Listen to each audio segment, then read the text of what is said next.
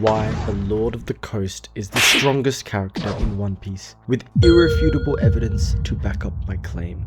First, we must understand what made me come to this conclusion, and in order to do that, we need to make some teensy assumptions about certain characters and their feats. First things first, what actually does the Lord of the Coast do? He eats Higuma, bites off Shanks' arm, gets conquered away, and then gets punched by Luffy. That is his entire existence in the show.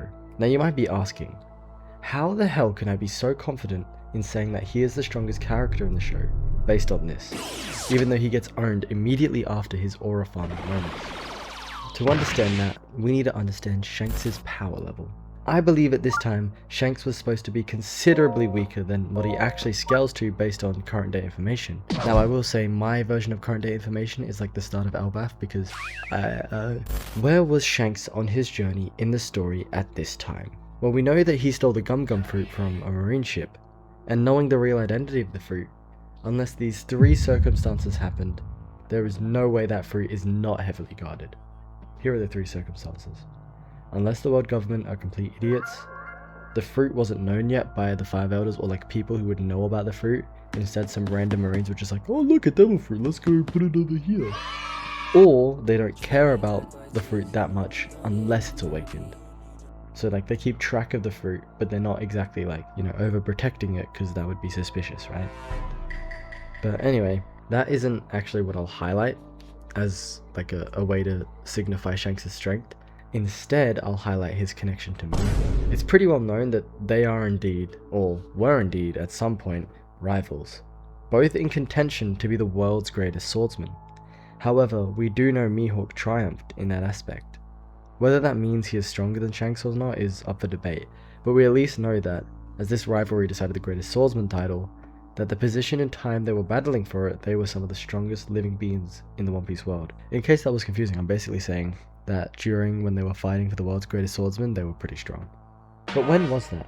In the scene where Mihawk shows Shanks Luffy's wanted poster, we get multiple pieces of evidence which proves to us that while Shanks was in Luffy's village, he was one of the strongest beings in the verse, even that early on. First of all, Mihawk mentions he is not here for a fight, as he does not fight a one-armed man. Now that you've lost your left arm, I have no intention of settling the score.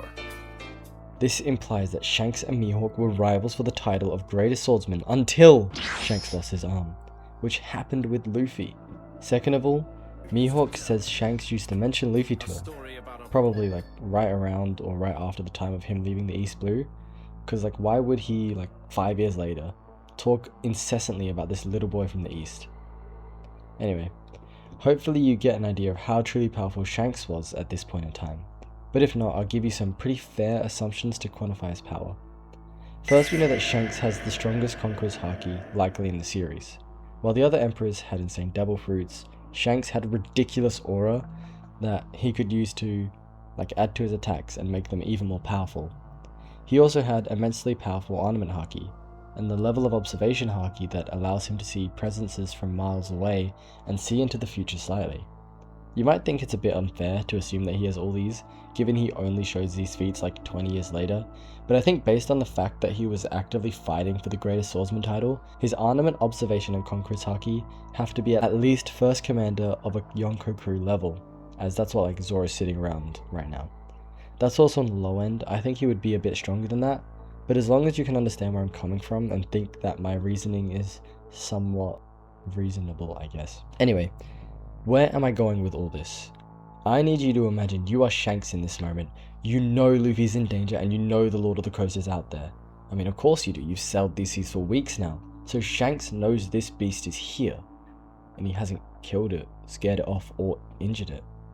Now it's a stretch to actually scale the beast in any way, based on the fact that it's not been injured by Shanks. But here's where things get interesting.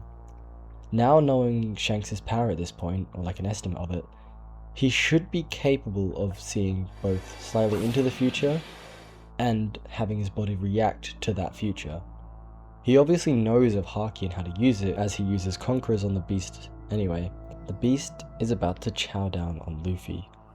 You see Shanks coming over to Luffy as fast as he can to move his helpless body out of the way of the striking sea creature.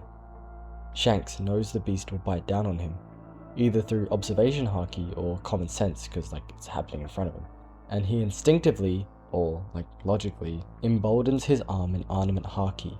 It's the same idea as Katakori's pseudologia, in which the combination of future sight and body reaction makes him automatically go into defense mode. Surely Shanks at this point would be able to auto haki in danger, you know?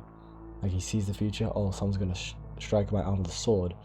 My arm will turn into armament haki so that it blocks the sword, and that's just automatic at this point. Assuming he does that, the Lord of the Sea is still able to cleanly bite through. It's either breaking Shanks' observation haki, or it's breaking his armament haki, or it's doing both, with zero difficulty. Even though, later on in Marineford, Shanks' armament is able to completely stop a forceful magma punch from Akainu with little difficulty. This level, or probably an inferior level, of armament haki is completely decimated by the jaws of this simple creature. Now that I have clearly quantified the scale of this beast's raw power, I will address the counter arguments to him. First, that Shanks scared him off with a glare. Now obviously this does put a little damper on things. Yes, Shanks was able to conquer him after losing an arm, but what you do have to realize is the beast doesn't faint, unlike half of Whitebeard's crew. In fact, what I think is more likely is that the sea beast had a bit of indigestion. You're telling me he ate an entire man, boat, and an extra arm on top of that, all in the span of a couple seconds, and was just chilling? Nah man, I mean look at his face, he's clearly having some tummy problems. And he's gonna go get some privacy to deal with this. Now that that's completely settled, I'll address the final criticism against my goat, and that is that Luffy one-shot him when he first set sail. Based on the theoretical power of the Lord of the Coast at this point that I've built up, it's safe to say there's no way this should have taken him out, unless he's the largest glass cannon of all time, which I don't think he is. What I think is the reality of this situation is that the sea beast is a former comrade or knows the story of Joy Boy, and saw that within Luffy. He realized ending Luffy's journey here would be a waste to the world, and so he gracefully feigns defeat, allowing Luffy to sail confidently and become the man he's meant to be. Now I want to point out there's a problem with the wiki, because it classifies him as a type C, like fighting level character, I don't know, based on his quote-unquote losses against Shanks' haki and Luffy's punch, when they clearly haven't done any critical thinking about this. And if you wanted one final piece of info that clears the sea beast from anyone ever, Higuma said he killed 56 people, mostly people like Shanks, which means he's defeated nearly 56 Emperor or greater swordsman level threats with such ease that he is both uninjured and just boasting about it. And the Lord of the Coast decimated him. Infinity upscale, no one is going to touch him.